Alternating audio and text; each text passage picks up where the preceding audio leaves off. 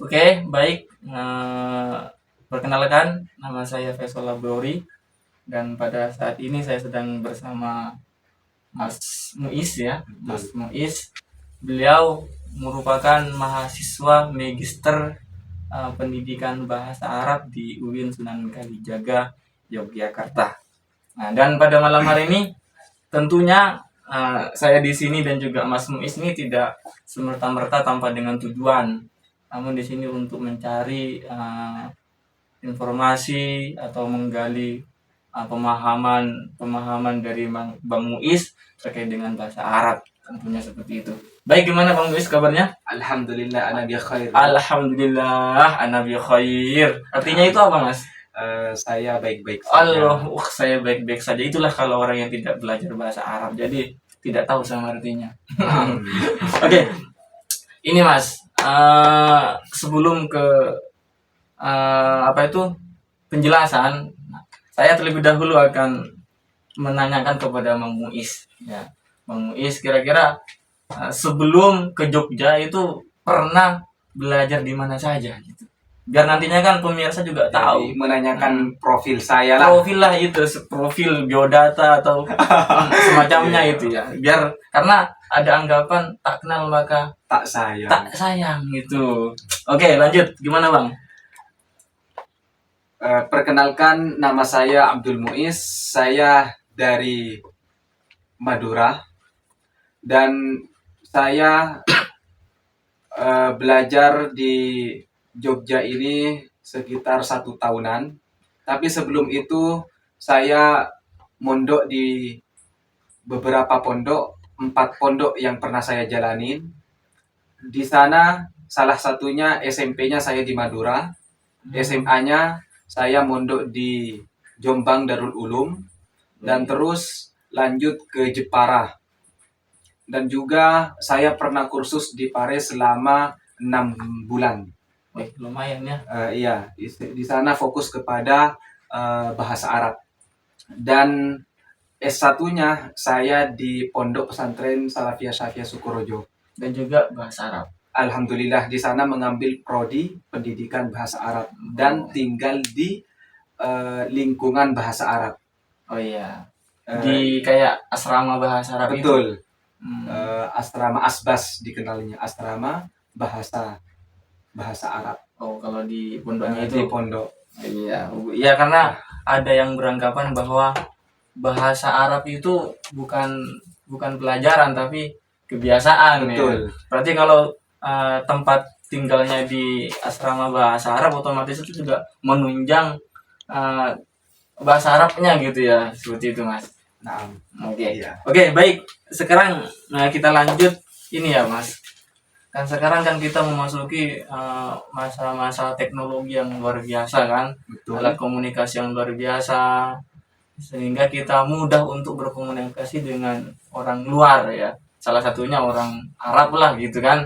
Iya. Kira-kira menurut Bang Muiz itu apa sih kegunaan orang untuk mempelajari bahasa Arab di masa saat ini? Seperti itu. Mempelajari bahasa Arab itu sangatlah penting di era sekarang ini. Sekarang ini ya. Betul. Karena bahasa Arab itu bahasa kedua. Yang pertama itu bahasa Inggris, yang kedua bahasa Arab. Bahasa internasional. Bahasa internasional. Jadi sangat penting pada zaman modern ini untuk mengetahui bahasa Arab, bukan juga bahasa Inggris.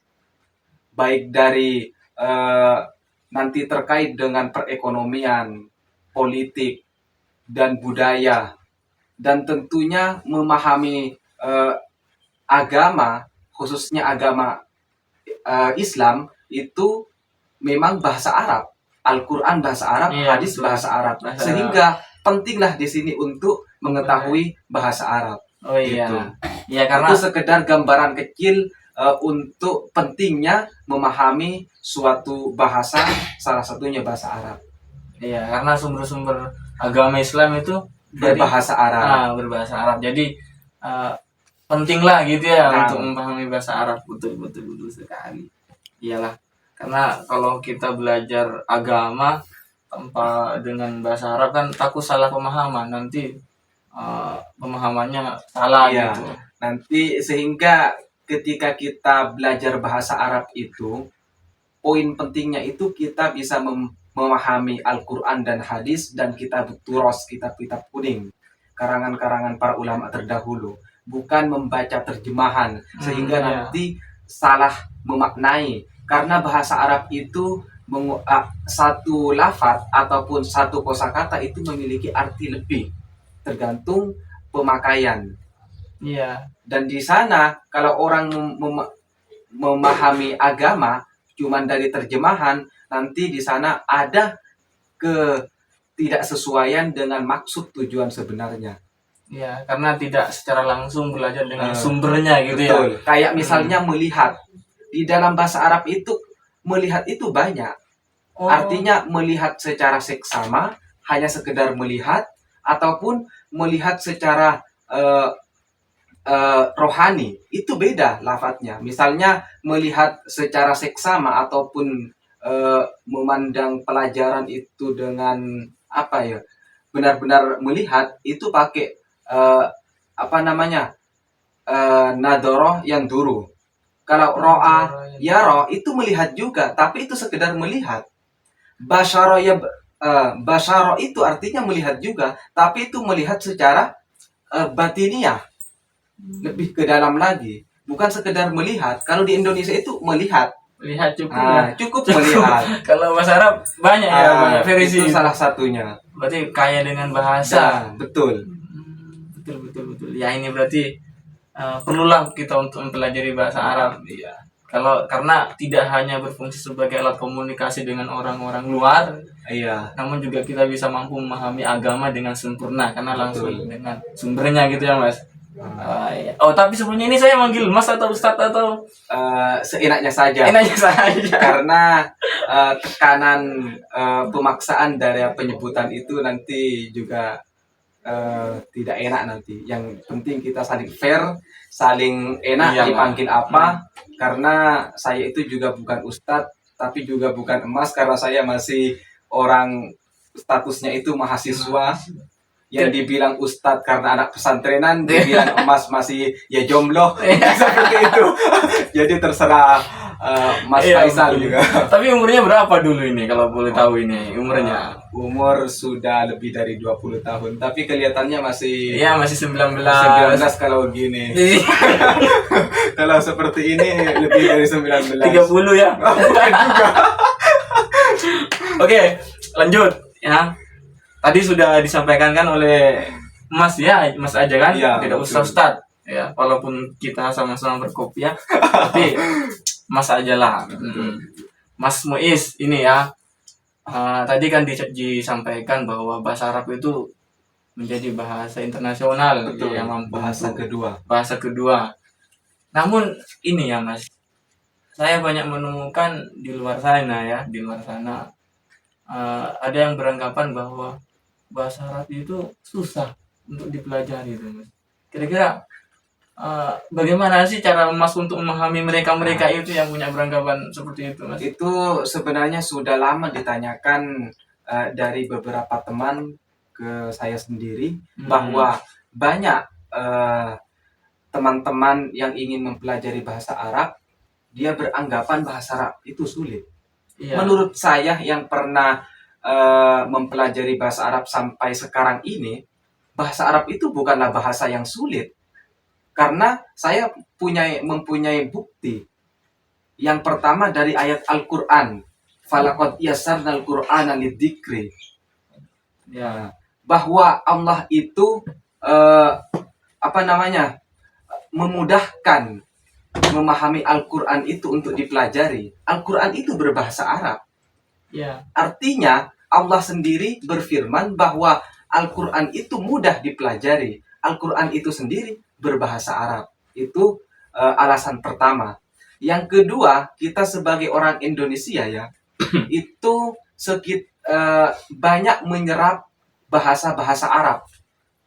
Banyak menyerap kosakata Arab. Kosakata ya. Saya pernah baca kalau tidak salah sekitar 300 kata eh, menyerap bahasa Arab Dari bahasa Arab. dari ya. bahasa Arab. Bahasa Indonesia itu menyerap 300-an kosakata dari bahasa Arab. Lumayan itu ya. Iya. Lumayan banyak. Sehingga kita sebenarnya sudah lafadz dari 300 kosakata itu sudah mirip dengan bahasa Arab. Dan juga yang alasan yang ketiga, kalau kita orang yang Islam, yang benar-benar orang yang eh, beriman ataupun artinya menjalani syariatnya dengan sungguh-sungguh, kita itu bangun tidur sampai tidur lagi itu berbahasa Arab. Misalnya bangun tidur itu berdoa, mau tidur itu berdoa, berdoanya berbahasa Arab. Nanti sholat berbahasa Arab, masuk ide itu berbahasa Arab. Iya, Sehingga di sana itu sebenarnya memudahkan. Sudah kita itu dari kecil sudah terbiasa melafalkan bahasa Arab. bahasa Arab. Itu. Iya. Dan bukti bahwa bahasa Arab itu tidaklah sulit dari beberapa tadi itu sudah saya kaji ya. Dan juga yang tidak kalah pentingnya, jangan sampai salah belajar metode untuk metode belajar bahasa Arab itu. Langkahnya, ketika kita langkah pertama itu salah, maka beranggapan bahasa Arab itu sulit. Semisal, pertama yang dipelajari bahasa Arab itu misalnya nahwu sorof ataupun qawaid. Di sana nahwu sorof itu terkait dengan tata cara perubahan kata ataupun harokat, aturan dalam bahasa Arab itu sendiri. Kalau itu pertama yang kita pelajari, langsung mindsetnya kita itu susah langsung, karena langsung berbicara dengan aturannya. Tapi di dalam bahasa Arab itu adalah kebiasaan. Maka yang paling pertama adalah kosakata.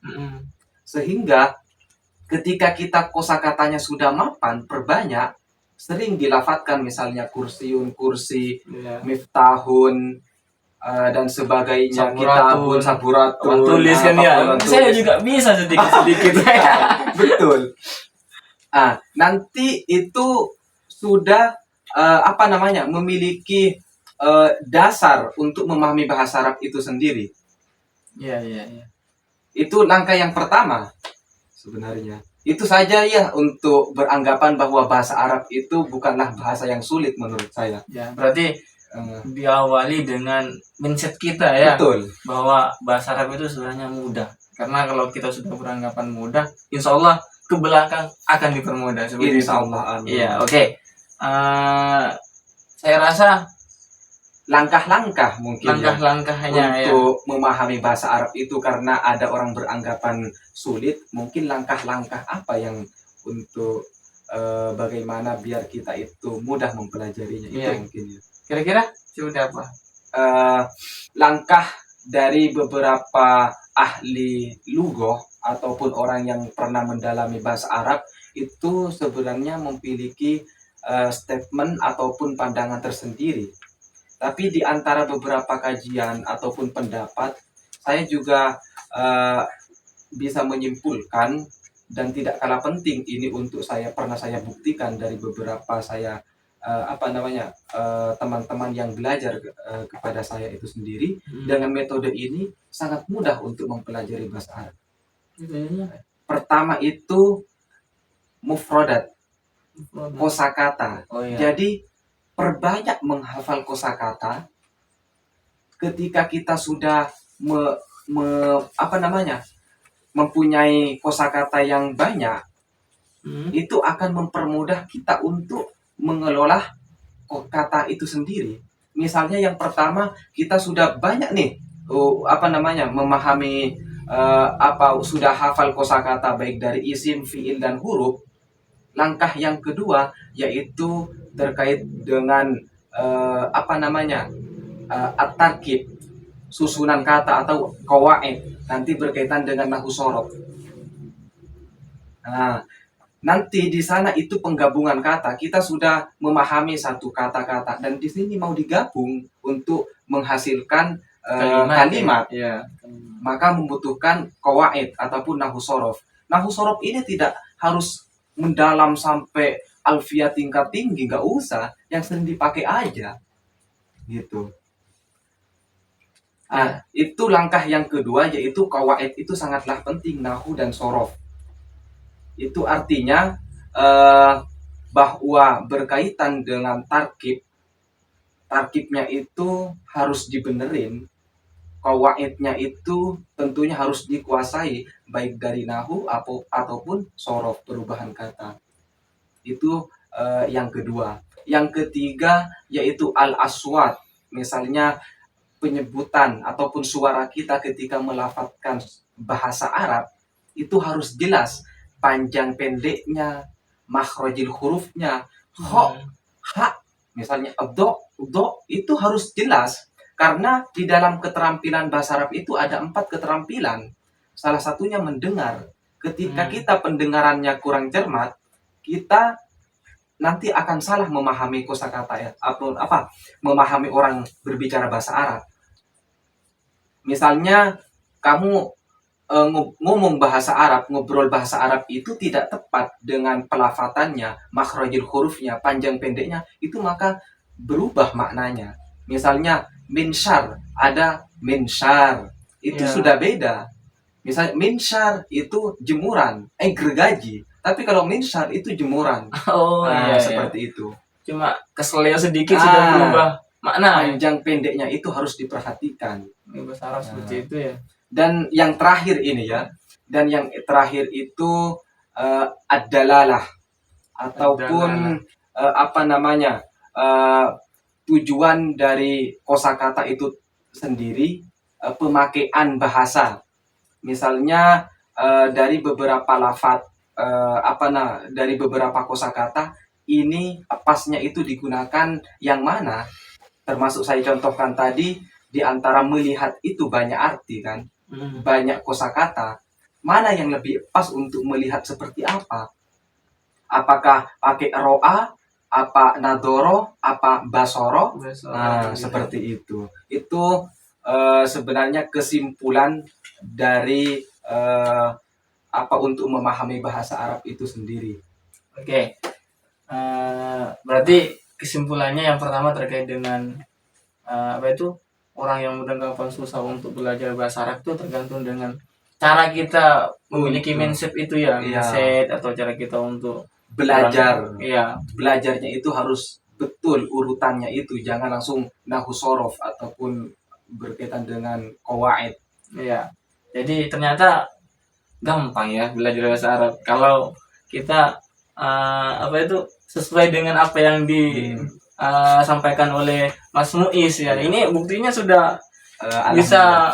Bahasa Arab itu juga bukanlah materi sebenarnya ya yang ditekankan, tapi kebiasaan.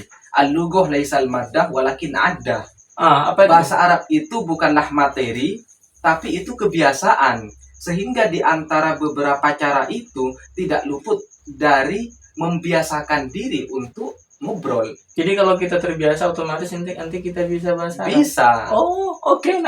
Misalnya kita harus punya lingkungan. Kita tidak punya lingkungan, itu ada caranya. Kita harus sering membaca percakapan kayak buku ini. Iya. Ini salah satu metode muhawaroh, itu percakapan bahasa Arab. Dan juga kita ngomong sama tembok nih. Tembok itu dianggap teman. Jadi kita itu ngomong seolah-olah itu adalah teman kita. Ya. Itu adalah trik-trik untuk membiasakan ngobrol bahasa Arab. Oke.